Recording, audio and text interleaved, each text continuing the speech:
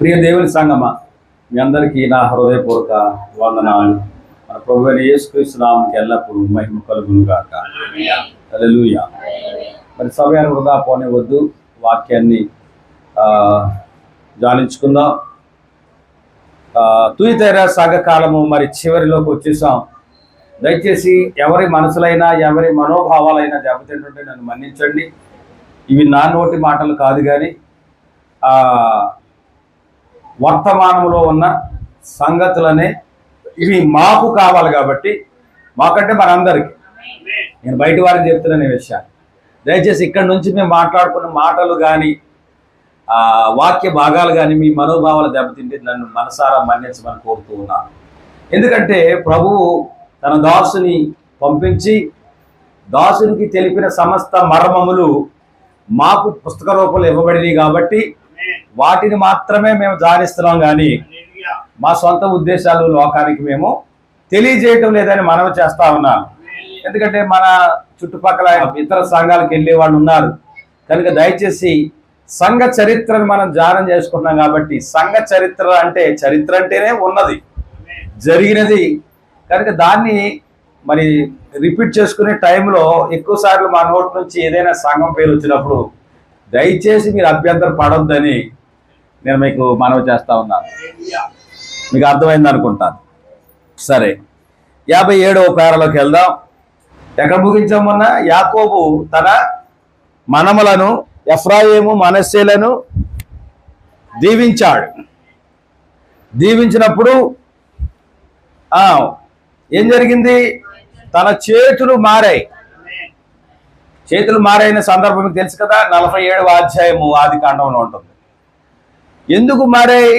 తండ్రికి కళ్ళు కనపట్లేదు కాబట్టి పొరపాటున అలా చేశాడేమో అనుకుని యోసేపు అంటున్నాడు, నాయన నీ పెద్ద కుమారుడు నీ ఎడమ చేతి కింద ఉన్నాడు, చిన్న కుమారుడు కుడి చేతి కింద ఉన్నాడు, నువ్వు చేతులు మార్చావు అంటున్నాడు. అప్పుడు ఇవి నాయన మార్చలేదు నాయన అంటున్నాడు. అదే చెప్పుకున్నాం. యేసు ప్రభు ఈ లోకానికి ఎందుకు వచ్చాడంటే, చాలాసార్లు వస్తుంది ఈ ప్రశ్న, ఒక్కొక్కసారి ఒక్కొక్క జవాబు చెప్తున్నాను. రాత్రి కూడా ఒక జవాబు వచ్చింది, మీరు నోట్ చేసుకున్నారు లేదో నాకు తెలియదు, కానీ ఈవేళ కూడా మళ్ళీ చెప్తున్నాను. యేసుక్రీస్తు లోకానికి ఎందుకు వచ్చాడంటే,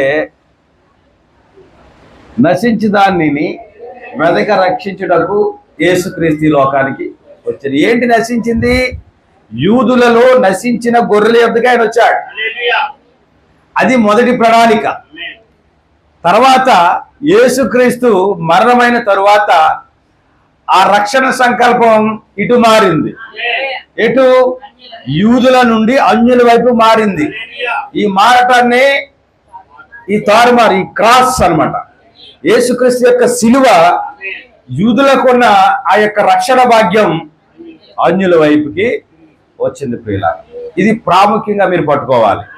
దేవుని కృపచేత మనకు రక్షణ వచ్చినప్పుడు మనం కలిగిన రక్షణను అంతము వరకు, లేకపోతే మన జీవితాంతము మనం కాపాడుకోవాలి.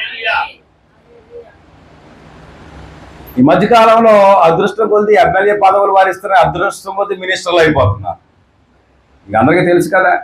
ఇప్పుడు నేను మినిస్టర్ అయిపోను కదా, లేకపోతే నేను ఎమ్మెల్యే అయిపోను కదా అని విర్రవీగారు అనుకోండి, అక్కడ అధిష్టానం చూస్తూ ఉంటుంది, అబ్బో వీడికి పదవి ఇవ్వగానే వీడికి ఏమొచ్చాయి?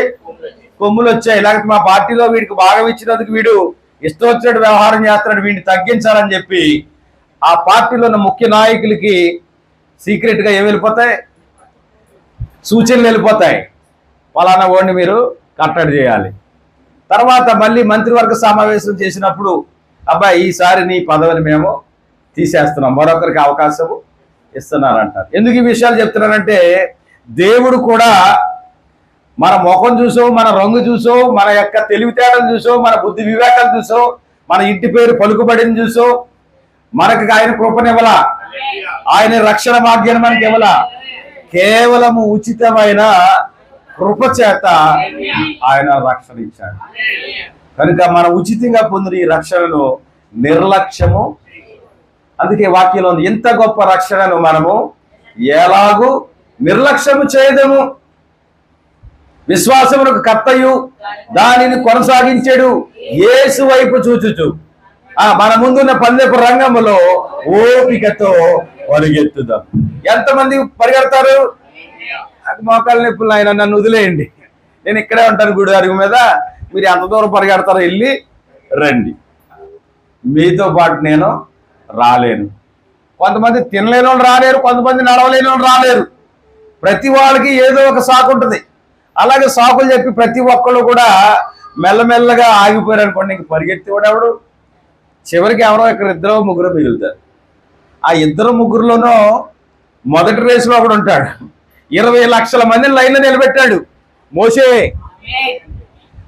నడిపించి నడిపించి నడిపించి నడిపించి నాకు నీకు అప్పగిస్తున్నారని యెహోషువకు అప్పగించాడు.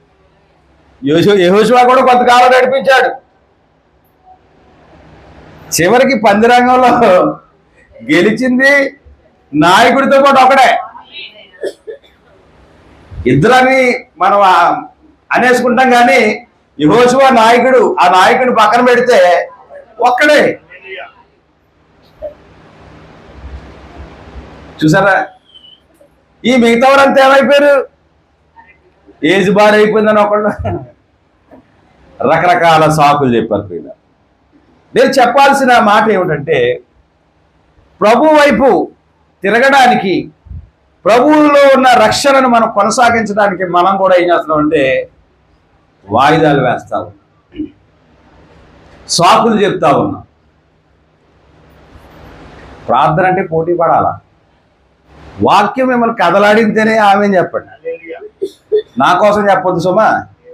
కనుక మనకు కలిగిన రక్షణను మనము పట్టుకోవాలి, తుది వరకు నమ్మకంగా మనము కొనసాగాలి. అదే నా మాట. వాక్యంలోకి వెళ్దాం.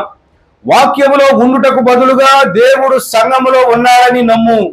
రోమన్ కాథలిక్ సంఘం. అందుకే ముందుగానే చెప్పేశాను, ఏ సంఘస్థులైనా మీ మనోభావాలు మీరు దెబ్బతింటే నాకు ఏ సంబంధం లేదు, ప్రవక్త చెప్పింది చెప్తున్నాను అంతే.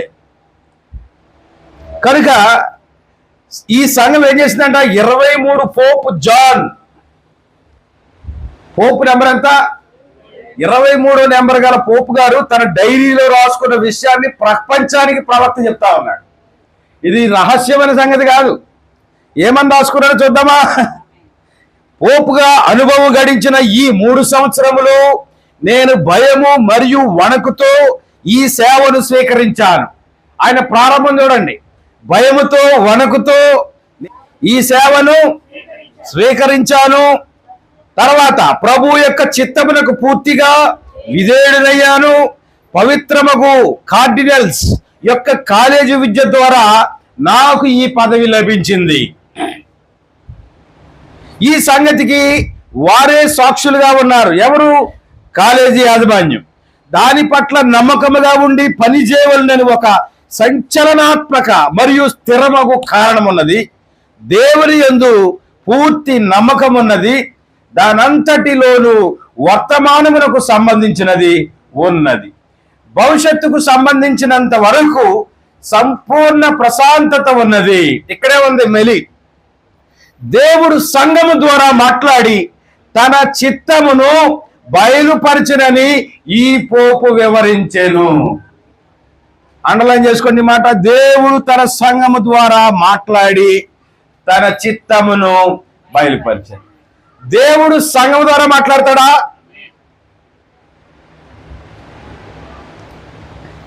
ఈయన స్థానం ఏమిటి? Pope number 23. అయితే పెద్ద అబద్ధం తన డైరీలో రాసుకున్నాడని ప్రవక్త అంటున్నాడు. ఏంటి అబద్ధం అంటే, దేవుడు సంఘము ద్వారా మాట్లాడి తన చిత్తమును బయలుపరుస్తాడు.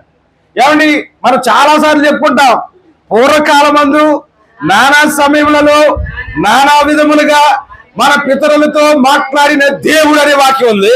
కానీ ఇక్కడ తన డైరీలో ఏం రాసుకున్నాడు? సంఘము ద్వారా మాట్లాడిన దేవుడు. సంఘము ద్వారా దేవుడు మాట్లాడతాడా? ఇంకొంచెం ముందుకెళ్తే అర్థమవుతుంది. దేవుడు వాక్యముతో ఉన్నాడు. వాక్యము ద్వారా మాట్లాడి తన చిత్తమును బయలుపరిచెను. మానవుల యొక్క మాటల యందు పరిపూర్ణ విశ్వాసము తనకున్నట్లుగా అతడు చెప్పాను. సంఘం అందరూ కలిసి ఏ మాటలు అయితే చెప్తారో వాటిని అతడు ప్రామాణికంగా తీసుకున్నాడు. నీవే బాబా నిజమైన సేవకుడివి, నువ్వే బాబా అసలైన పాస్టర్ గారివి. దాన్ని అతడు ప్రామాణికంగా తీసుకున్నాడు. ఆహా, నేను నిజమైన సేవకుడినంట, నేను అసలైనంట. కనుక ఈ మంది మార్పాలను చూసి వాళ్ళు పొగిడే పొగడతలను బట్టి ఇతను ఏమనుకున్నాడంటే దేవుడే వాళ్ళలో నుండి మాట్లాడుతున్నాడని చెప్పి అది స్థిరముగా నిర్ణయించుకున్నాడు. మీకు అర్థమైంది ఆ సెంటెన్స్ యొక్క భావం? దేవుడు సంఘంతో మాట్లాడు, సంఘము ద్వారా మాట్లాడు. దేవుడు సంఘంతో మాట్లాడతాడు. ఎలాగా? వాక్యము ద్వారా, సేవకుని ద్వారా, నాయకుని ద్వారా, ప్రవక్త ద్వారా, దర్శనము ద్వారా, కళల ద్వారా. అది ఒక విధానం అయితే ఆయన ఎదురు మాట్లాడుతున్నాడు. ఎలాగా? దేవుడు సంఘము ద్వారా. ఊరికి అలా పైపని చదువుకుంటే దాంట్లో ఏం తెలియదు మీకు. ఎంత అర్థం ఉందో చూసారా? ప్రవక్త పట్టుకున్నాడు అక్కడ, పిన్ పాయింట్ అది. దేవుడు సంఘము ద్వారా మాట్లాడి తన చిత్తమును బయలుపరచునని. ఇది ఎంత అబద్ధము! దేవుడు తన వాక్యముతో ఉన్నాడు. అది దేవుడు ఎక్కడున్నాడు? ఇప్పుడు ఎందుకు పరిగెత్తుకు రావాలి? ఎందుకు పరిగెత్తుకు రావాలి? ఎందుకు గట్టిగా పట్టుకోవాలి? ఎందుకంటే మనం వింటున్న వాక్యములో దేవుని స్వరము దాగి ఉన్నది. అవునా? మనం వింటున్న వాక్యములు దేవుని యొక్క ఆజ్ఞలు దాగి ఉన్నాయి, దేవుని ఉపదేశములు దాగి ఉన్నాయి, దేవుని సందేశము దాగి ఉన్నది. మనము ఎలా జీవించాలో మొత్తం వ్యవహారికం అంతా అందులో నిమిడీకృతమై ఉన్నది. కనుక దేవుడు ఎక్కడున్నాడు అంటే తన వాక్యమందు ఉన్నాడు. కనుక వాక్యమంతా మాట్లాడితే మనం తీసుకోవాలి, కానీ మనుషులు మాట్లాడితే దారి మళ్ళిస్తాయి. అది ఎంతవరకు వెళ్ళిందో మనం ముందుకు చూద్దాం. ఇప్పుడు 58 పేర్లోకి వెళ్దాం. ప్రకటన 17లో మనం చదివాం. ఈ స్త్రీని చూద్దాం. ప్రకటన 17లో ఒక స్త్రీ ఉంది. ఇప్పటికే చాలా ప్రసంగాలు, రకరకాల వర్తమానాలు మీరు వినుంటారు, కానీ ప్రవక్త తీసుకునే కోణం వేరు. ప్రకటన గ్రంథం చదివితే చాలా మందికి భయం. ఎందుకు భయం? ఇదిగో ఇక్కడే ఉన్నాయి చూసారా? 7 పాత్రలు పట్టుకొని ఉన్న 7 దేవదూతలలో ఒకడు వచ్చి నాతో మాట్లాడుచు ఇలాగ చెప్పాను, నీవిక్కడికి రమ్ము, విస్తార జలముల మీద కూర్చున్న మహావేశకు చేయబడి తీర్పు నీకు కనపరిచెదను. అవునా? ఒకసారి మీరు ఊహలోకి మిమ్మల్ని తీసుకెళ్తాను. సముద్రం ఒడ్డుకి వెళ్దాం. మనం అందరం వెళ్ళామా?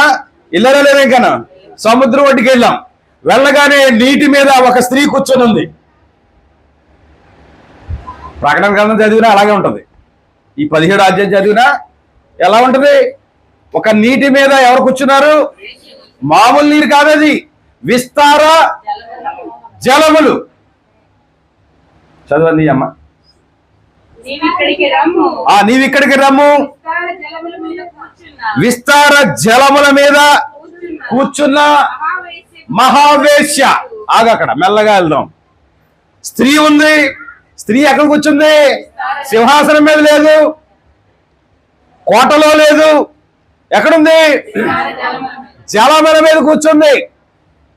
నీటి మీద కూర్చుంది అంటే పీఠం వేసుకొని. ఇప్పుడు పరిగెత్తాలి మనం. ఎందుకు?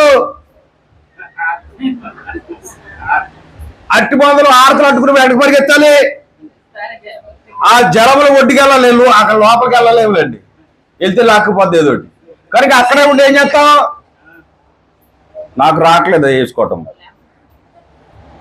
ఇలాగా. ఇంకా పెద్ద ఫెస్టివల్ అయిపోద్ది. మనము చదివితే అలాగే అర్థమవుతుంది మనకి. కానీ ప్రవక్త ఎక్కడికి తీసుకెళ్తాడు చూడండి. ఆ స్త్రీ మహావేశ్య. ఇప్పుడు ఇస్తావా హారతి? ఇప్పుడు ఇస్తారా హారతి? ఇవ్వలేమే. కారణం ఏంటి? ఆమె గుణము మనకు అర్థమైపోయింది. ఏంటి ఆ గుణము? ఆమె వేశ్య. మామూలు వేశ్య కాదు, మహావేశ్య. అంటే డిగ్రీలు కూడా ఉన్నాయా? డిగ్రీలు కూడా ఉన్నాయా? ఉంటాయి. వేశ్యల్లో మహావేశ్య, సూపర్ వేశ్య అనే పేర్లు ఉన్నాయి. పపాత్పురాలు అనే ఒక పేరుంది మరియకు. కానీ యేసుప్రభు ఆమెను పట్టుకున్న తర్వాత ఏం జరిగింది? ఆమెలో ఉన్న 7 దెయ్యాలు బయటికి వెళ్ళిపోయాయి. దెయ్యం ఆవరించినప్పుడు రకరకాల గుణ లక్షణాలు మనుషుల్లో నుండి బయటకు వస్తూ ఉంటాయి. ఏమండి, ఒక వ్యక్తికి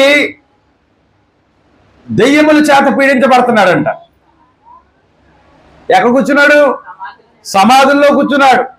కనుక వాడిని ఆవరించిన దెయ్యాలు అతను ఎక్కడికి తీసుకెళ్ళాయి? మన ఎవరిస్తులు కూడా ఎక్కువ శాతం ఎక్కువ సమయం ఎక్కడ గడుపుతున్నారు? సమాధుల్లోనే. మీ పిల్లలు గారు అక్కడికి వెళ్తున్నారు, జాగ్రత్త నా సహోదరి. వాడు సమాధుల్లో సమయం గడుపుతున్నాడంటే వాడిని దెయ్యం పట్టిందంతే, అందులో డౌట్ ఏం లేదు. కనుక ఎవరు ఎక్కడున్నాడు? సమాధుల్లో కూర్చున్నాడంట. ప్రభువారు ఆ మార్గం గుండా వెళుతున్నప్పుడు ప్రభువారు ఏమి పెళ్ళలేదు, ఎదురెళ్ళిపోయి ఆ దెయ్యాలతో మాట్లాడుతున్నాయి. అయ్యా, మమ్మల్ని నీవు గద్దించవద్దు.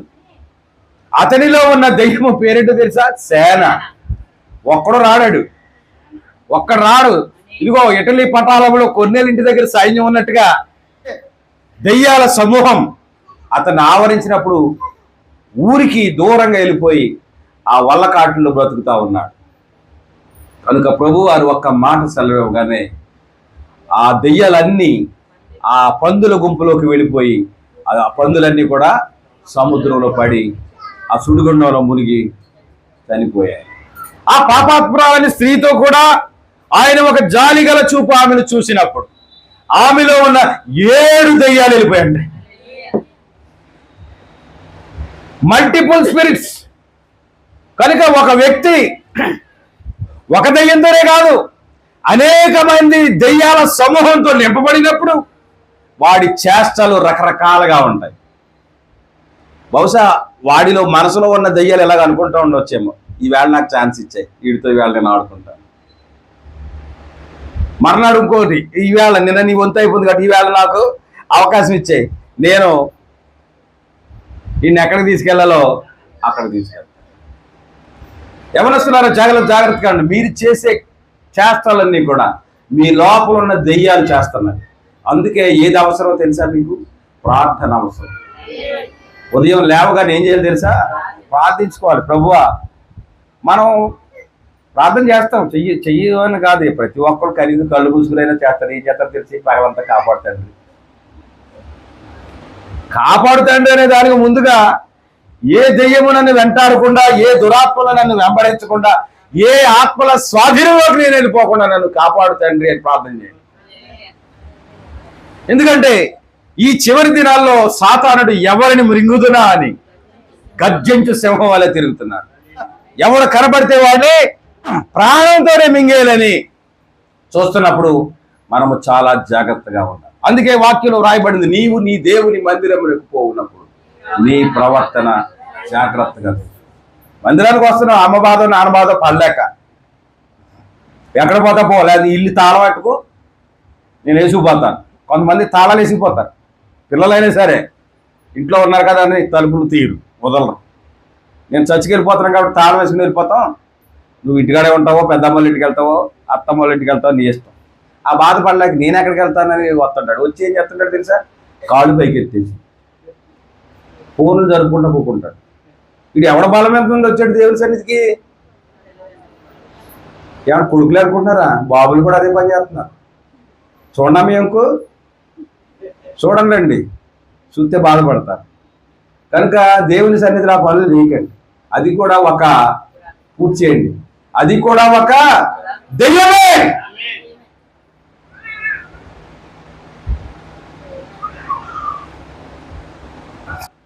దేవుడు ఎక్కడున్నాడు? వాక్యమందు ఉన్నాడు. దేవుడు సంఘం ద్వారా మాట్లాడతాడని అతను రాసుకున్నటువంటి ఆ డైరీలో అంశాన్ని ప్రవక్త సరిచేశాడు. సంఘము ద్వారా దేవుడు మాట్లాడు కానీ దేవుడు తన వాక్యం ద్వారా సంఘంతో మాట్లాడతాడు. 58. ఇప్పుడు ఈ స్త్రీని చూద్దాం. అబద్ధ ప్రవచనముల మీద జీవించుచున్న సంఘం ఇది. ఈ స్త్రీ ఎవరో మీకు ఇప్పటికే అర్థమై ఉండాలి, రాత్రి వచ్చిన వాడికి. అవునా? మెల్లగా అహాబు యొక్క ఇంటిలోకి ప్రవేశించి అహాబును పెళ్లి చేసుకొని ఆ మెల్లగా తనకిష్టమైన దేవతల యొక్క ఆలయములను కట్టించుకొని ఇశ్రాయేలు ప్రజలందరినీ వాటి వైపు తిప్పి వాటికి అర్పించిన వాటిని తినిపించి దేవుని దృష్టికి విరోధముగా పాపం చేయించింది. అవునా? దానిని బట్టి ఇశ్రాయేల్ సర్వ సమాజాన్ని తన స్వాధీనంలో ఉంచుకుంది. మరొక రకంగా చెప్పచ్చా, వారి మీద ఆమె కూర్చుంది.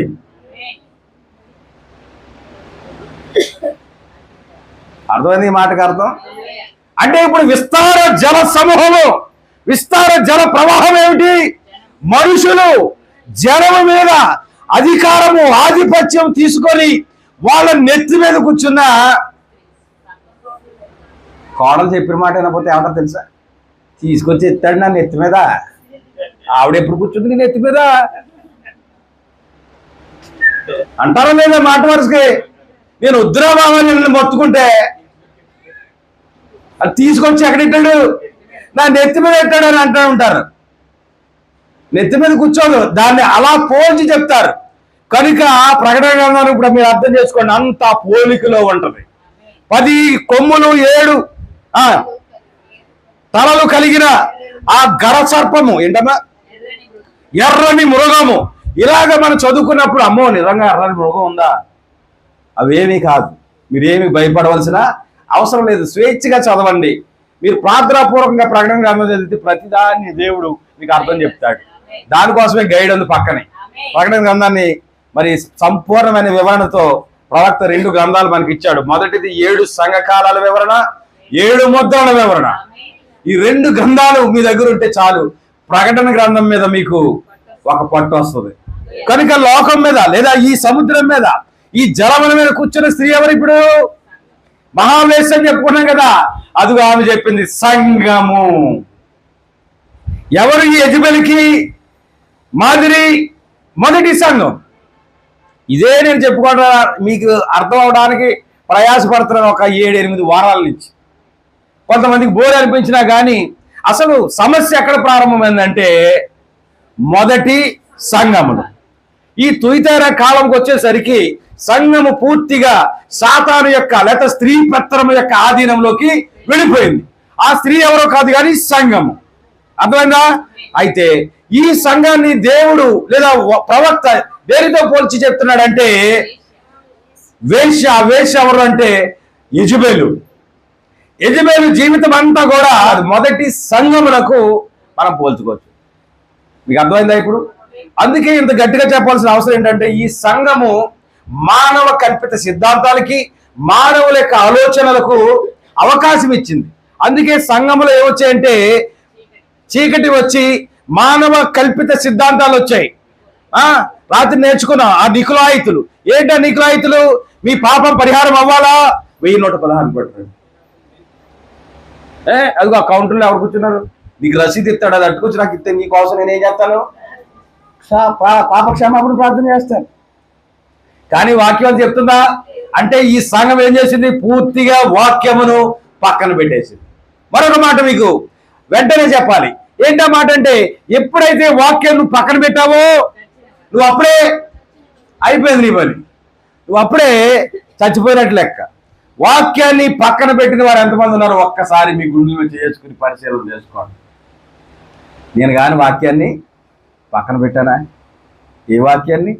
ప్రతి వారం నీతో మాట్లాడుతున్న వాక్యం. దానిలో ఏమైనా సరి చేసుకోవాల్సింది ఆ రోజే సరి చేసుకోవాలి. ఏమండి? లేకపోతే ఏమవుతుందో తెలుసా? స్టోరేజ్ ఎక్కువైపోద్ది. ఏ పాపం ఏ స్టోరేజ్? పాపం స్టోరేజ్ ఎక్కువైపోద్ది. ఎప్పటికప్పుడు వాక్యం ఎప్పుడు ఈరోజు ఏ అంశం మీద మాట్లాడిందో అది టాలీ చేసుకోవాలి. దీన్ని ఎంతవరకు నేను వెంబడించగలుగుతున్నాను, అసలు ఈ వాక్య ప్రకారం జీవించే పరిస్థితి నాలో ఉందా లేదా అని ఎప్పటికప్పుడు మనము ప్రక్షాళన చేసుకోవాలి. అర్థమవుతుంది వాక్యం అందరికీ? బుధవారం తీస్తాడు వీడియో, శనివారం తీస్తాడు వీడియో, ఆదివారం తీస్తాడు. అంటే వారానికి ఎన్ని వీడియోలు? నిన్న రిలీజ్ అయిన వీడియో డేట్ చెప్తారా? 18/6. ఎన్ని వీడియోలు ఉన్నాయి అందులో? 2 నెలల స్టోరేజ్ ఉంది. ఏ రోజు ఆ రోజు అప్లోడ్ చేస్తే ఫోన్ ఖాళీ అయిపోద్ది. సమయం లేక దాన్ని అలా ఉంచుతున్నాను అనుకో, అదిగో రాత్రి తీశాడు, మళ్ళీ ఇప్పుడు తీశాడు, మళ్ళీ బుధవారం తీస్తాడు, మళ్ళీ శనివారం తీస్తాడు. ఇలాగా ఫోన్లో స్టోరేజ్ ఎక్కువైపోద్ది. మీకు అర్థమైంది అనుకుంటాను. అలాగే మన జీవితంలో కూడా ఆత్మీయ జీవితానికి దేవుడు ఏ రోజు వాక్యం ఇస్తున్నాడో ఆ రోజు ఆ వాక్యం చేత మనం ప్రక్షాళన కాబడాలి. కనుక రెండవసారి వర్తమానానికి మనము ఖాళీ అయి ఉండాలి, సిద్ధపడి ఉండాలి. అదే పూర్వకాలం అందు మన ముసలు ఎలా ప్రార్థన చేసేవారంటే, ఒట్టుకుండలుగా వచ్చావు నాయన, నిండుకొండలుగా పంపించు తండ్రి. ఆ భాష అలా ఉండేది. ఏంటి ఒట్టుకుండా, ఏంటి నిండుకుండా? నేను ఖాళీ చేసుకుని వచ్చాను, నా కొండను, నా హృదయ స్థితిని శుభ్రం చేసుకుని వచ్చాను, నీ వాక్యం చేత నన్ను నింపు ప్రభు అని ప్రార్థన చేశారు. కనుక దేవుడు ఎక్కడున్నాడు చెప్పాలి? వాక్యములో ఉన్నాడు. మిగతా సంఘాలు ఆడాలి మాట్లాడేవాడు. వాక్యమును అడిగినప్పుడు తిరిగి జవాబు చెప్పాలి. వాక్యాన్ని కూడా సాధారణ ఎవరు తెలుసా? పాస్టర్లో పొరపాటు ఎవరు చదువుతున్నాయా, మగవాళ్ళు లేరా అని అడుగుతారు. కనుక వాక్యం చదవచ్చు, తప్పేమి లేదు. కొంత పైత్యం అని చెప్తుంటారు కదా, ఆ పైత్యం ఏం చేస్తుందంటే అన్ని విషయాల్లోనూ. ఒకసారి ఎవరో ప్రార్థన చేయడానికి వచ్చారు, నాన్నగారు లేరు. పాస్టర్ గారు చేసేది అంతకుముందు. ఎప్పుడైతే స్త్రీలు మాట్లాడకూడదు, వాక్యం ఇవన్నీ వచ్చేసాయి రిస్ట్రిక్షన్స్, ప్రార్థన చేయలేదు. పాస్టర్ గారు వచ్చాక ప్రార్థన చేయించుకోండి, మీరు ఉండాలంటే ఉండండి, ఆయన ఎప్పుడు వస్తాడో నాకు తెలియదు, ఆయన చెప్పడం, ఎక్కడికి వెళ్తాడో చెప్పడం, ఎప్పుడు వస్తాడో చెప్పడం, వెళ్తాడో వస్తాడు. మీరు ఉండాలనుకుంటే ఆయన వచ్చేవారుకుండండి, లేదంటే అప్పుడు ఫోన్లు లేవు, ఆవిడ చేయలేదు. మీరన్నా చేసేయండి, నిలబడలేక వచ్చిన ఏమన్నారంటే మీరు చేసేది వేరు, మీరన్నా చేసేది వేరు. ఆయన లేదు కాబట్టి కనీసం మీరన్నా ఏయో 4 మాటలు చేయలేదు. ఆవిడ చేయలేదు. ఎందుకంటే ఆ రోజుల్లో చెప్పబడుతున్న మాటలు ఆమెను కొంచెం నిష్ఠర పెట్టాయి, కొంచెం బాధ కలిగించాయి. ఇంతవరకు సంఘాన్ని నేను ఎంత అభివృద్ధి చేశానే, నేను ప్రార్థన చేసే కదా అనేక రోగులను నేను, ఇన్ని కార్యాలు జరిగాయి, సడన్ గా ఈ వర్తమానం వచ్చి ఏంటి నన్ను ఇలాగా మూలను కూర్చోబెట్టిందని చాలా ఆవిడ బాధలు పడిపోయింది. ఆ వంకర కూర్చులేనే కూర్చుని ఆ బైబిల్ చదువుకోవడమే తప్ప ఇంకా అస్సలు ఏ విషయంలో కూడా ఆవిడ బయటకు ముందుకు రాలేదు.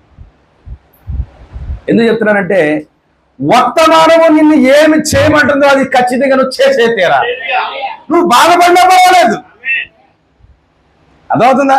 నువ్వు బాధపడినా పర్వాలేదు, నిష్ఠూర పడినా పర్వాలేదు, కానీ చెయ్యొద్దన్నది చేయడం మానుకోవాలి, చెయ్యమన్నది చేయడానికి పూనుకోవాలి.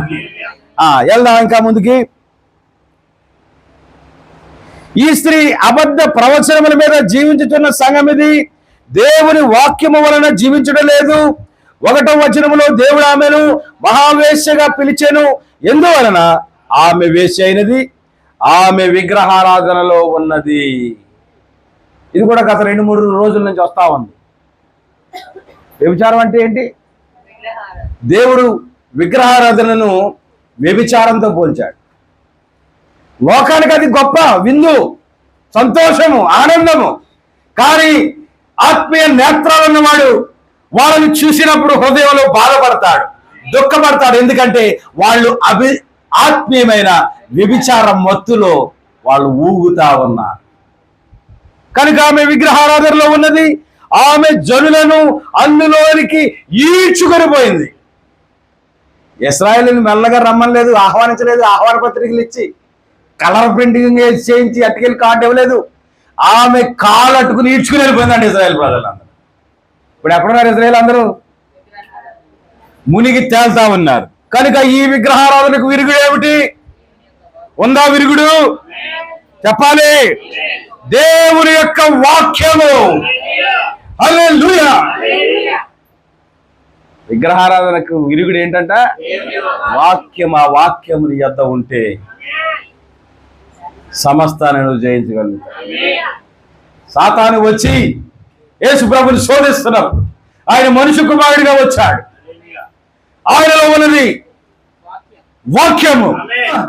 అక్కడ ఇప్పుడు ఒక 5 నిమిషాల్లో గొప్ప యుద్ధం చూడగలమని ఆయన అనుకుంటారేమో జనాలకి, కానీ ఆయన యుద్ధం చేయలేదు. అక్కడ చేతకాక చాలా మంది కూడా చూస్తున్నారు, అన్నదమ్ములు కొట్టుకుంటే చూద్దామని, పండగ చేసుకుందామని. నాలో ఉన్నది వాక్యం. కనుక యేసులో ఉన్న వాక్యం మాట్లాడుతూ ఉంది. మనుషుడు రొట్టె వలన కాదు, మనిషి జీవించేది అన్నము వలన కాదు, అన్న పానముల వలన కాదు, కానీ దేవుని నోటిలో నుండి వచ్చే వాక్యం. అందుకే దాన్ని స్పోకెన్ వర్డ్ అన్నారు. పలకబడిన మాట. ప్రవక్త వర్తమానము ప్రతి పుస్తకంలోను ఆ మాట రాయబడి ఎందుకుంటుందో తెలుసా? అది ఆయన పలికిన మాట కాదు. Spoken word by the original state. అసలైన ఆదిలో ఉన్న ఆ యొక్క మాటలో నుండి వచ్చిన స్వరం ఇది. అందుకని ఆత్మ సంగమలతో చెప్పుచున్న మాట చెవి గలవాడు వినును. కనుక దేవుడు ఎక్కడున్నాడు? వాక్యంలో ఉన్నాడు. ఇంకా ఇంకో మాట నేర్చుకున్నా ఇప్పుడే. విగ్రహారాధనకు విరుగుడు వాక్యము. హల్లెలూయా. నిన్న ఎక్కడికో వెళ్ళాం ప్రయాసపడి. అక్కడ చదవడానికి ఓపిక లేదనమాట. అన్ని వాక్యాలు ఉన్నాయి, రాసేసారు మందిరం నిండా, గోడల నిండా, బయట అరుగుల మీద, ఎక్కడ పడితే అక్కడ. రాత్రి చెప్పుకున్నాం కదా, ఆ రథానికి అడ్డుగా వెళ్ళి ఆయనలో ఏముంది? ఆ పిలుపులు ఏమన్నాడు? ఎవరున్నారు? పరిశుద్ధాత్ముడు ఉన్నాడు. అదిగో వెళ్తున్నాడు రథంలో. యెషయా గ్రంథం 53వ అధ్యాయం చదువుతా ఉన్నాడు. వెళ్ళిపోయాడు, అడ్డుగా వెళ్ళిపోయాడు. అయ్యా అయ్యా ఒక్కసారి నా మాట వినండి అయ్యా, మీరు చదువుతున్నది మీకు అర్థమవుతుందా? వాళ్ళ మీద వేలాది వాక్యాలు రాశావు, ఒకే ఒక్క వాక్యం పట్టుకుంటున్నాను. బాప్తిస్మం ఒకటే, విశ్వాసం ఒక్కటే, అందరికీ తండ్రి అయిన దేవుడు ఒక్కడే. దీని సారం గ్రహించావా? గ్రహించేశారండి. అలా తీసుకున్నావా? తీసుకున్నానండి. అన్నిటికీ ఎస్సే. కానీ ఆ జీవితం ఎలా ఉందో నాకు ఇప్పటికీ తెలియదు. కొంతమంది ఇలా బుల్లి కొట్టిస్తూ ఉంటారు. మనం కూడా అలా ఉన్నామా? దేవుని యొక్క వాక్యము స్పష్టముగా నీతో మాట్లాడుచున్నాడు. అందుకే అన్నాడు, నీ దాసుడు ఆలకించుచున్నాడు, సెలవిమ్ము. ఎవరన్నారా మాట? సమూయేలు గొప్ప దైవజనుడు అయిపోయాడు. కనుక వాక్యం యొక్క శక్తిని అర్థం చేసుకొని వారానికి ఒకసారైనా బైబిల్ దుమ్ము దులుపుతున్నాను అన్నవాళ్ళు ఉన్నారు ఇక్కడ. కొంతమంది స్కూల్కి శనివారం సెలవు. ఎవరని నేను అడగను, మీకు తెలుసు. శనివారం సెలవు ఉన్న స్టూడెంట్స్ ఆ రోజు ఎక్కువగా స్క్రీన్ టైం కదా. ఆ రోజు ఏం చేయాలి? సెలవు దొరికినందుకు లేవడమేమో 11 గంటలకి. Wake up time is 11 o'clock. Lunch time 3 o'clock. Again sleeping time night 11 o'clock. Where is the reading time? Where is the reading of the Bible? Very sad, so sad. Pity on you. చాలా దుఃఖించవలసిన విషయం.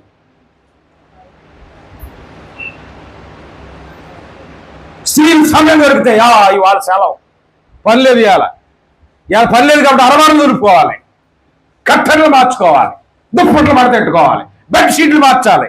ఇంతేనా? Very good time to read the Bible.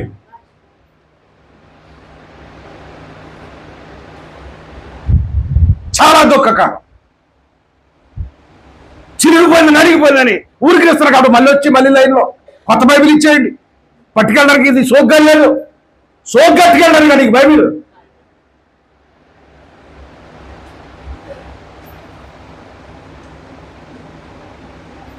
ఇప్పుడు ఆలోచించుకో, నువ్వు ఎంత దూరంలో ఉన్నావు, ప్రభువుకి నీకు ఎంత దూరం ఉందో కాలిక్యులేట్ చేయి.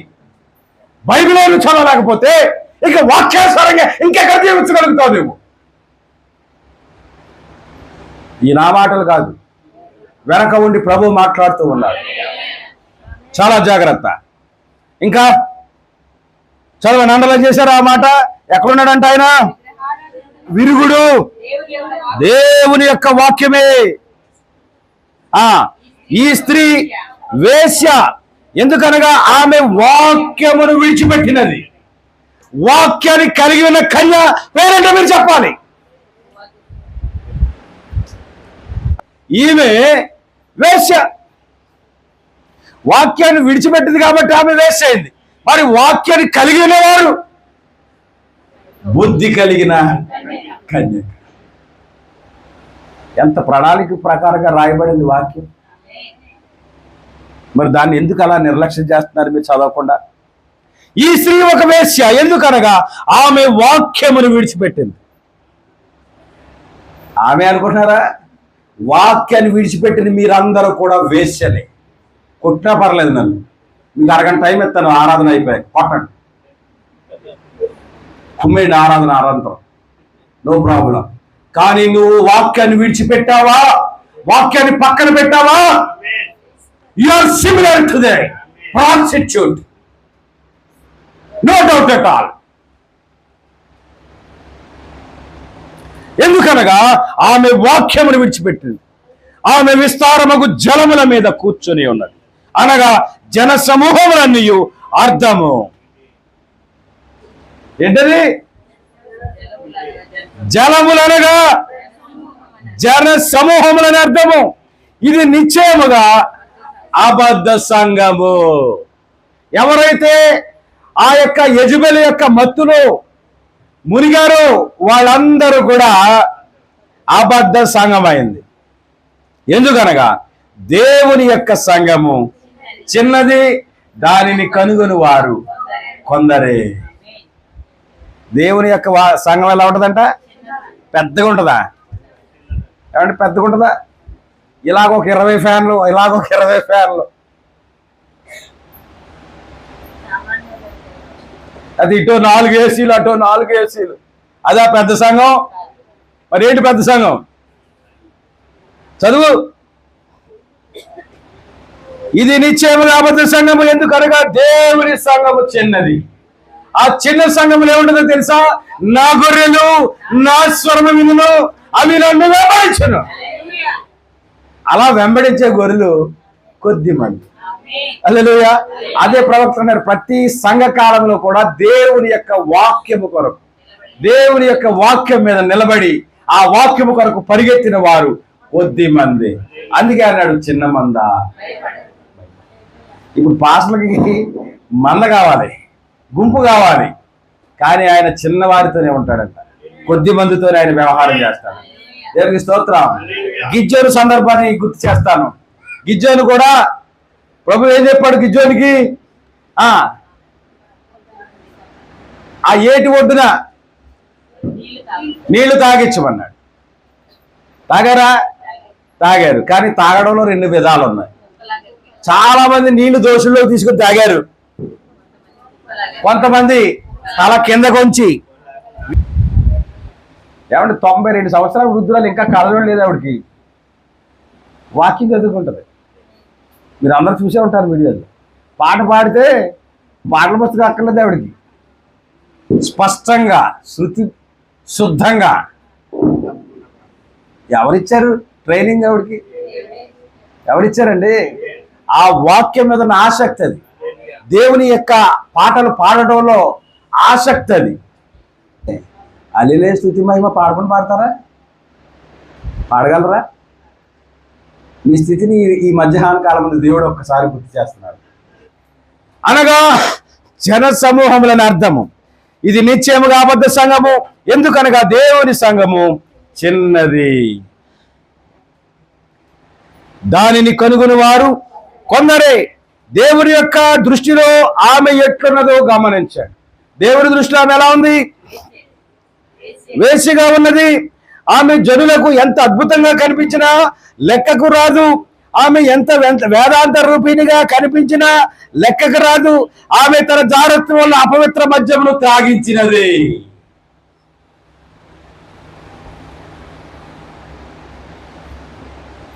చాలా చెప్పాలనిపిస్తుంది, కానీ వినే ఓపిక మీకు ఉందో లేదో తెలియట్లేదు.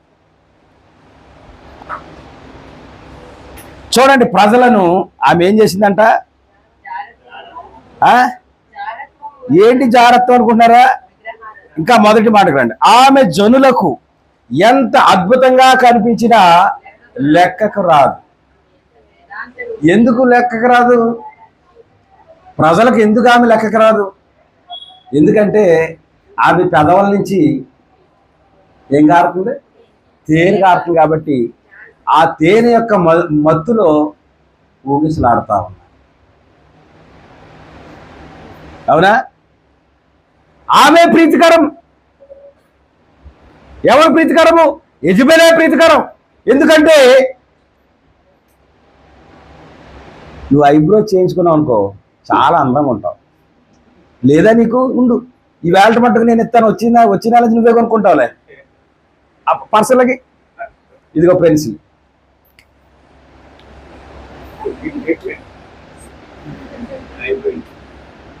అందుకు యెజబెల్ ఎందుకు మంచిదైంది చెప్పండి?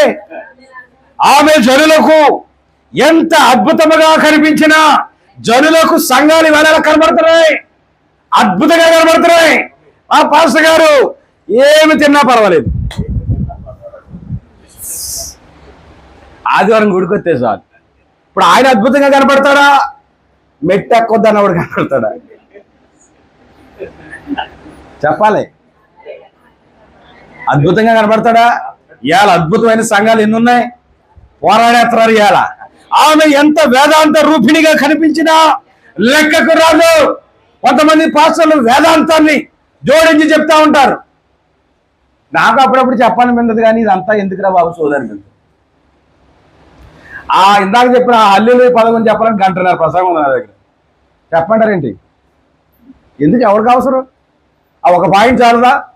దాని విలువ ఏంటో అంటే అవసరమైందే తీసుకోవాలి, చెత్తను బయటికి నెట్టాలి, లేకపోతే స్టోరేజ్ పెరిగిపోద్ది. కనుక ఆమె ఎంత వేదాంత రూపిణిగా కనిపించినా లెక్కకు రాదు. ఆమె తన జారత్వం వలన అపవిత్ర మద్యమును త్రాగించినది. ఆమె హతసాక్షుల యొక్క రక్తమును త్రాగినది. యాజకులు ఏం చేసింది? ఆమె చంపేసింది. ఇక్కడ రెండు క్యారెక్టర్లు ఉన్నాయి, ఒకటి యెజబెలు, ఒకటి మొదటి సంఘము. మీరు చాలా జాగ్రత్తగా, అక్కడ యెజబెల్ ఏం చేసిందో అదంతా రెప్లికా ఎక్కడ? రోమన్ కాథలిక్ సంఘంలో జరిగింది. దేవుని యొక్క వాక్యము కొరకు నిలబడిన వారిని కత్తి చేత సంహరించారు, వాళ్ళు రక్తమును త్రాగారు. చదువమ్మా. బయలునకు వంగక పూజించని జనులను నాశనము చేసి ప్రవక్తలను యాజకులను చంపిన యెజబెలు వలె ఉన్నది. సరిపోయిందా? మాదిరి సరిపోయిందా? ఈ యెజబెలు మొదటి సంఘమునకు సరిగ్గా సరిపోయింది. ఇంకా చదువుదాం.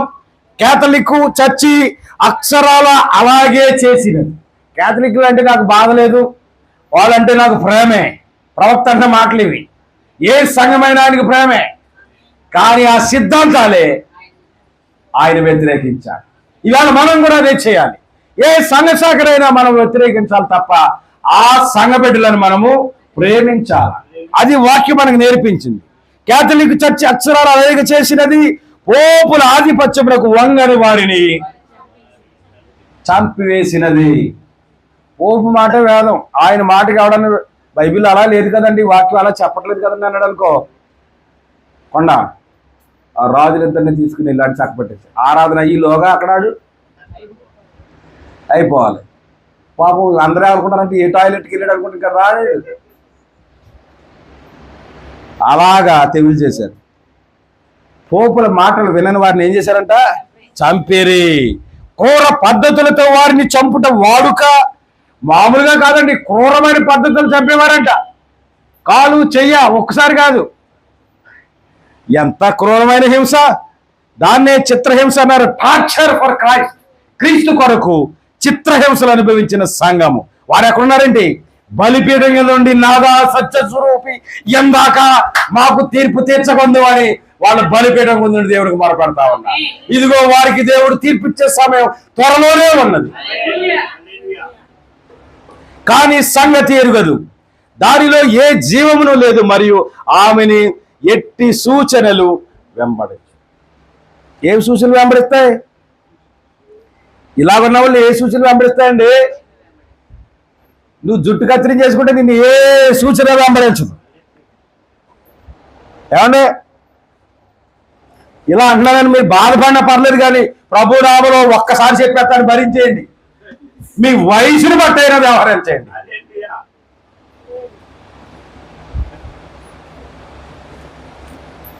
మారు మనసు పొందుటకు దానికి సమయం ఇచ్చింది కానీ అది తన జాగ్రత్తము విడిచిపెట్టి మారు మనసు పొందదు. 21వ వచనం 2వ అధ్యాయం 21వ వచనం ప్రకటన గ్రంథం.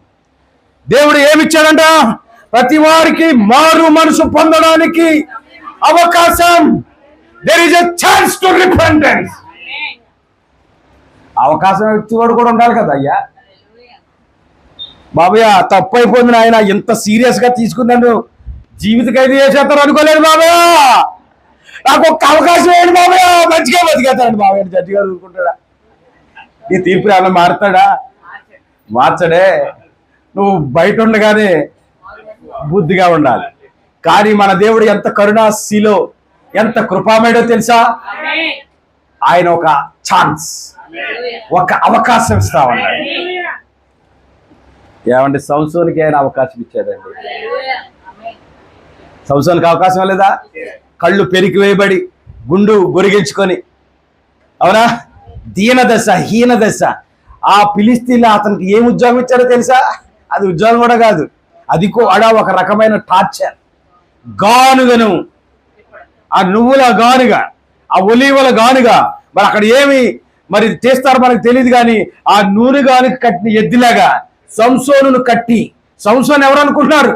ఒకే ఒక ఆన్సర్ మీరు చెప్పాలి. సంసోన్ ఎవరు? ఆయన న్యాయాధిపతి. కానీ ఈవేళ అతని స్థితి ఏంటో తెలుసా? గానుగ లాగుతా ఉన్నాడు. ఎంత దుస్థితి! కారణం ఏంటంటే దేవుని యొక్క వాక్యమును విడిచిపెట్టాడు. ఇదిగో వాక్యాన్ని నేను రుజువు చేస్తున్నాను. మారు మనసు పొందడానికి దానికి అవకాశం ఇచ్చాను, కానీ అది తన జారత్వమును విడిచిపెట్టి మారు మనసు పొందనొల్లదు. అదంట మారు మనసు పొందదంట. కానీ సంవత్సరం చూద్దామా? సరే, ఆ ఊరందరూ కూడా సెలబ్రేట్ చేసుకునే ఒక ఉత్సవం వచ్చింది ఆ ఊళ్ళోకి. ఫిలిస్తీన్ల పండగ. వీడిని గాలికి చాటు వదిలేయడం ఎందుకు? వీడితో ఆడుకుందామని తెలిసి ఆ దాగోను దేవత, ఏదో దేవత ఉంది, ఆ దేవత గుడి దగ్గర ఆ ప్రధాన పిల్లల దగ్గర కట్టేశారండి. అందరూ వచ్చి నక్కల్ని తోకలన్నీ ముడేసి వాటి తోకలు అంటించేసి గోధుమ చేలు అంటించినోడు ఈడేనా? ఈడే ఎరా అని లంపగా వేసేవాడు ఒకడు, డెప్పుగా వేసేవాడు ఒకడు, ఉమ్మూసేవాడు ఒకడు, రకరకాలుగా ఆ పండగ రోజున సెలబ్రేషన్ చేస్తా ఉన్నా. ఆ హేయమైన పరిస్థితిని తట్టుకోలేక మోకరించాడు. ప్రభువా, కేవలం ఒక్కసారి, ఒకే ఒక్క ఛాన్స్ అయ్యా, దేవుని నామానికి మహిమ కలుగునుగా. నా ప్రియ సహోదరి సహోదరుడా, వాక్యం ఎన్నోసార్లు నేను వెళ్ళిపోతా ఉంది, కానీ ఈ రోజు వాక్యం తాగింది. మోకరించు. ప్రభువా, నాకు ఒక్క అవకాశం ఇవ్వండి, నీ కొరకు బ్రతుకుతాను. దేవుడు మిమ్మల్ని దీవించును గాక. ఇంకా వెళ్దాం ముందుకి. ఈ సంఘము నిజముగా అహాబు కంటే చాలా దుర్మార్గం అనేది మీకు ఎరుగుతురా? అహాబే దుర్మార్గుడు అంటే అహాబు దుర్మార్గం ఏంటి మీకు తెలుసు. అన్యాయంగా నాబోతు యొక్క ద్రాక్ష తోటను ఆక్రమించాడు. అవును, అది పెద్ద దుర్మార్గం కాదు. ఇంకెంత దుర్మార్గం ఉందో చూడండి. సంగమునకు నిజానికి అహాబు కంటే చాలా దుర్మార్గం అనేది మీరు ఎరుగుతురా?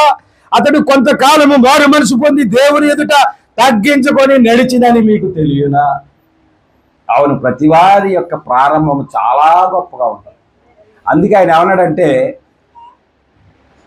ప్రారంభించడం కంటే ముగించడం మంచిది అన్నాడు. దాని అర్థం ఏంటి? ప్రారంభంలో అందరూ బ్యాగ్ కట్టుకుని వచ్చేస్తాడు 9:30కే. మెల్లమెల్లగా ఏమవుతుంది? నీరసం వచ్చి వెళ్దాంలే, ఆశీర్వాదానికి వచ్చే భక్తులు కూడా ఉన్నారండి. అదో సెంటిమెంట్ వాళ్ళకి. ఆరాధన మొత్తం మిస్ అయినా కానీ లాస్ట్లో ఆరాధన ఆశీర్వాదం వస్తారు చూడండి, అప్పుడు వరకు ఆశీర్వాదం కూడా కిందకి వచ్చేసి. ఎన్ని టెక్నిక్లు మన దగ్గర ఉన్నాయనుకుంటున్నారు మీరు. కనుక అహాబు కంటే చాలా దుర్మార్గమైనదని ఈ సంఘం మీకు తెలుసా? అతడు కొంతకాలము మారు మనసు పొందిన పోప్ 23 కూడా తన ఎలా రాసుకున్నాడు తెలుసా? వెనకెళ్దామా? తన డైరీలో రాసుకున్నాడు, భయమును మరియు వణుకుతో ఈ సేవను నేను స్వీకరించాను. ఆ ఆర్డినేషన్ ఇచ్చినప్పుడు బైబిల్ ట్రైనింగ్ లో ఆర్డినేషన్ ఇచ్చి ఆ నెత్తి మీద ఆ యొక్క అధికార సూచన ఇచ్చి ఆ గౌను వేసి అతన్ని అభిషేక తైలం ఇచ్చి అతనిని సేవకుడిగా అభిషేకించి ప్రతి వాడు కూడా అనుకుంటాడంటే ఈ రోజు నుంచి అయ్యి బాబోయ్ దేవుడి కోసం బతికేయాలి. ఆ క్షణమే సంఘం, ఏదైనా సంఘం అతని చేతికి వచ్చినప్పటి నుంచి అప్పుడు అసలు రూపం బయటపడతారు. ఇదిగో సంఘం కడతాను ఒక్కొక్కడు ₹1,00,000 అయిపోయింది అంతే. సభలాడుతున్నాం, పాస్టర్ గారికి రూమ్ ఎవడ తీస్తాడు, ట్రైన్ ఛార్జీలు ఆవిడించుకుంటాడు, 3 రోజులు భోజనం ఖర్చు ఆవిడ పెట్టుకుంటాడు. ఇలాగా మొదలెడతాడు. ఎవరికి ఇష్టం వచ్చినట్టు వాడు మొదలెడతాడు. ఇంక మనం ఏం చేయలేదు. లేకపోతే ఒక 2 లారీలు ఇజ్రాయెల్ నుంచి బుక్ చేసి ఒలివ్ నూనె షెడ్ ఖాళీ ఉంది కదా, అక్కడ స్టాక్ ఎట్టి అభిషేక తైలపు ఆరాధన అలా ఇంకా చిన్నదైపోయిన టైట్లు, అభిషేక తైల ఆరాధన పండుగలు. బాగుంది టైటిల్. పెద్ద ఫ్లెక్సీ పెడుతులోకి ఇంకా లైన్ కట్టేస్తారు. ఇజ్రాయెల్ నుంచి వచ్చాయంట ఒలివ్ నూనె డబ్బాలు, రికమెండేషన్ అక్కడి నుంచి. వినరాజు గారు మీరేమన్నా ఒక డబ్బా, కొండబాబు గారు ఒక 2 డబ్బాలు అని ఇలాగ రికమెండేషన్లు వచ్చేసి ఇక్కడ పెద్ద వ్యాపార సంస్థ మొదలైపోద్ది. ఈ వ్యాపార సంస్థకు అధినేత ఎవరంటే బిషప్ ఆనంద్ పాల్ గారు. కనుక ఇవన్నీ ఇలా సాగుతున్నప్పుడు ఇవన్నీ డిస్టర్బ్ చేయడం ఎందుకు, హాయిగా మాట వేసుకుని వెళ్ళమని కూర్చుంటే సరిపోలేదా ఎత్తి మీద, అలాగే కూర్చొని తెచ్చిపోయి మీకు వాక్యం అర్థమైతే ఆమె చెప్పండి. హల్లెలూయా. కనుక ఊరికే వచ్చి దేన్ని పోగొట్టుకోకూడదు దేవుడను. అది ఇప్పుడు చదువమ్మా. కాథలిక్ సంఘం ఆ విధంగా ఎన్నడూ లేదు. అది ఎన్నడూ మారు మనసు పొందలేదు. దేవుడు అవకాశం ఇచ్చాడంటే కానీ మారు మనసు పొందరు. సేవకులు హృదయం ఘోషించదనుకుంటున్నారా? ఒరే దుర్మార్గుడా, నువ్వు చేస్తున్నది మోసం అని ప్రతి సేవకుని యొక్క మనసు గద్దిస్తుంది. కానీ అప్పటికే వాడి స్థితి ఎలా ఉంటుందంటే ప్రజలు నెత్తి మీద కూర్చుంటాడు. ఇప్పుడు దిగమంటే ఎంత కష్టం అర్థం చేసుకుంటారా? తప్పు ఒప్పుకోలేరు. ఇంతకాలం నేను అన్యాయంగా మోసం చేశాను, 100 డబ్బాలు అమ్మేశాను, అరటిపళ్ళు అమ్మేశాను. ఇప్పుడు అవన్నీ కక్కమంటే ఎలాగ జక్కైలాగా కక్కగలుగుతారా? నిజంగా దైవ సేవకుడు అయితే నీకు మారు మనసు రావాలి. ఇంతకాలం అన్యాయంగా అమ్మిన నూనె డబ్బాల సొమ్మంతా ఇదిగో నేను ప్రజలకు ఇచ్చేస్తున్నాననే సేవకుడు ఎవరైనా ఉన్నాడా? సేవకులు అంటే అయ్యి బాబు దేవతలు మీకు. ఇదిగో ప్రభు మాట్లాడుతున్నాడు దైవజనులతోనే, సంఘములతోనే, సంఘ నాయకులతోనే. ఇదిగో మారు మనసు పొందుటకు మీకు అవకాశం ఇచ్చాను గాని, దానికి నేను అవకాశం ఇచ్చితిని గాని అది తన జారత్వము విడిచిపెట్టి మారు మనసు పొందనొల్లదు. ఇంకా అయిపోలేదండి. ఆ తర్వాత మారు మనసు పొందకపోతే ఏదో పరిచిపెట్టి అది నెక్స్ట్ చూద్దాం, బుధవారం రండి. ఆయన ఏం చేస్తాడంటే మంచం ఎక్కించి, మరి ఈ వాక్యమును ముగించాలి కాబట్టి, మారు మనసు పొందలేదు కాబట్టి, ఇచ్చిన అవకాశాలు ఉపయోగించుకోలేదు కాబట్టి దానిని మంచం ఎక్కించి అతనితో కూడా వ్యభిచరించిన వారిని దాని క్రియల విషయమై మారు మనసు పొందితేనే కానీ బహుశ్రమల పాలు చేస్తారు. ఎందుకు వస్తున్నాయి వేరే శ్రమలు? నేను అడగట్లేదు, ప్రార్థన చేయించుకుందామని వచ్చినకల్లా ఈ ప్రశ్న వేయాలి మొదట, అసలు ఎందుకు వచ్చింది ఇదని. ఇది మళ్ళీ రారు. అందుకే వాక్యం ఉంది, ప్రభు వారి దగ్గరికి వచ్చారు అని ఏమన్నాడంటే నీ పాపములు క్షమించబడ్డాయి, మంచం వెళ్ళిపోవాలి. స్వస్థపరచమని తీసుకొస్తే ఆయన ఏమంటున్నాడు అంటే ఆ రోగానికి మూలం ఎక్కడనమాట. మరి మనకు వచ్చేట్లు వేరే కాలం ఏంటి? మనకే అదే. కనుక మారు మనసు పొందితేనే కానీ ఏం జరుగుతుందంట? దానిని మంచం ఎక్కించి, ఇదిగో నేను దానిని మంచం ఎక్కించి దానితో పాటు వ్యభిచరించిన దాని క్రియల విషయమై గాని వారిని బహుశ్రమల పాలు చేస్తారు. శ్రమలకు కారణం అర్థమవుతుందా? కష్టాలకు కారణం అర్థమవుతుందా? పాస్వామి గారు పాపం ఏ సమస్య ఎప్పుడో సరే నువ్వేదో పాపం చేసేవారు, అది కోపం వచ్చేసింది. ఇప్పుడు మీకు కూడా అలాగవుతుందేమో. తలపోటుకి పాపమే, తలపోటు వస్తుందా మనకు? ఇల్లు ప్రార్థన చేసుకో, ఏమన్నా తప్పు ఇలాగంట్లోకి కోపం వచ్చేసింది, సిగ్గుబుర్రు ఇది ఇలాగ అంటుంది అనుకుంది. కానీ ఇప్పుడు అర్థమవుతుంది. ఇప్పుడు వాక్యం అంతా మాట్లాడుతుంది, మన ద్వారా మాట్లాడింది. హల్లెలూయా. కనుక అతిక్రమంలో దాచిపెట్టేవాడుగా వర్ధిల్లడు గాని దానిని ఒప్పుకొని విడిచిపెట్టేవాడు కనికరము పొందు. దేవుని కనికరం ఎల్లప్పుడూ ఉంది. ఆయన 2 చేతులు చాప అడుగుతున్నాడు, దినమెల్లా నా చేతులు చాప. రండి, ఆయన హస్తాల నీడలో సురక్షితంగా ఉండండి. ఆయన కొట్టేవాడు కాదు, తిట్టేవాడు కాదు. అవసరమైతే ఆయన అవకాశం ఇచ్చేవాడు. ఇందులో సంసోనుకు అవకాశం ఇచ్చాడా లేదా? ఆ ప్రార్థన ముగించి ఆమేన్ అనగానే అదిగో ఆ స్తంభాన్ని పట్టుకుని ఒక్క ఊపేసరికి దేవుడు శక్తిని తిరిగి మరలా ఇచ్చాడు. ఆ మొత్తం ఆ దేవాలయం మొత్తం కూలిపోయి ఆ ఫిలిస్తీన్లందరూ కూడా ఆ మందిరం కింద పడి చచ్చిపోయారు. దేవుడు అద్భుతాలు చేసేవాడు, నీ పక్షముగా విజయం తెచ్చేవాడు. ఇప్పుడు నువ్వు కృంగిపోయి ఉండొచ్చు, ఇప్పుడు నువ్వు బలహీనుడిగా ఉండొచ్చు, ఇప్పుడు నువ్వు బయటికి ముఖం చూపించలేనిగా ఉండొచ్చు. కానీ నీ తప్పును ఒప్పుకో, ప్రభు సన్నిధిలో మోకరించి ప్రభువా నాకు ఒక అవకాశం ఇయ్యరాడు. ప్రభు కృప చూపించే దేవుడు లేచి నిలబడదాం. దేవుడి మాటలు మీ హృదయంలో పరిపూర్ణంగా కార్యము చేయనుగాక.